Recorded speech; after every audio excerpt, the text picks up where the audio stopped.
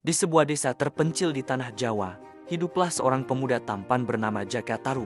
Ia dikenal baik hati, namun sering merasa kesepian. Suatu hari, saat berburu di hutan, ia tak sengaja menemukan sebuah telaga jernih yang berkilauan. Di sana, ia melihat pemandangan yang luar biasa. 7 bidadari cantik dari kahyangan sedang mandi dan bercanda. Terpesona oleh kecantikan mereka, timbul niat usil di benak Jaka Tarub. Ia mendekat diam-diam dan mengambil salah satu selendang gaib milik para bidadari yang tergeletak di bebatuan. Selendang itu adalah milik bidadari termuda yang paling anggun, bernama Nawang Wulan. Ketika para bidadari selesai mandi, mereka mengenakan kembali selendang mereka dan terbang kembali ke kahyangan. Namun, Nawang Wulan panik karena tidak dapat menemukan selendangnya.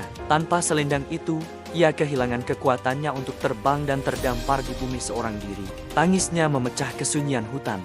Saat itulah Jaka Tarub muncul, berpura-pura tidak tahu apa-apa. Ia menawarkan bantuan dan mengajak Nawang Wulan yang sedang bersedih untuk tinggal di rumahnya. Seiring berjalannya waktu, benih-benih cinta tumbuh di antara mereka. Jaka Tarub akhirnya menikahi Nawang Wulan, dan kebahagiaan mereka semakin lengkap dengan lahirnya seorang putri cantik bernama Nawangsi. Ada satu keajaiban yang dimiliki Nawang Wulan.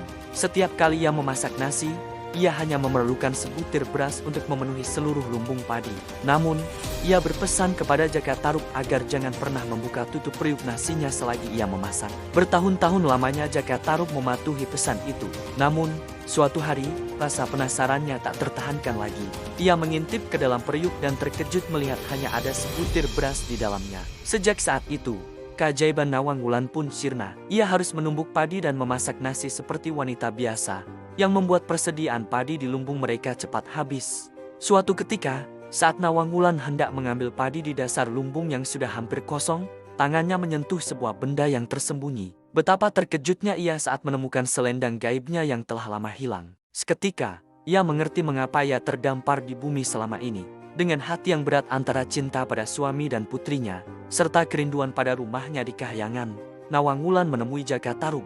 Ia menunjukkan selendang itu. Jaka Tarub pun menyesali perbuatannya. Namun semua sudah terlambat. Nawang Wulan mengenakan kembali selendangnya. "Aku harus kembali ke kahyangan, Kanda," ucapnya dengan berlinang air mata. "Tapi aku berjanji, setiap malam, aku akan turun ke bumi untuk menyusui putri kita." Setelah mengucapkan itu, Nawang Wulan terbang perlahan, meninggalkan Jaka Tarub yang hanya bisa menatap kepergiannya dengan penyesalan yang mendalam. Pesan moral dari cerita ini adalah bahwa kebohongan dan ketidakjujuran, sekecil apapun, pada akhirnya akan terbongkar dan menghancurkan kebahagiaan yang telah dibangun. Kejujuran adalah fondasi utama dalam setiap hubungan.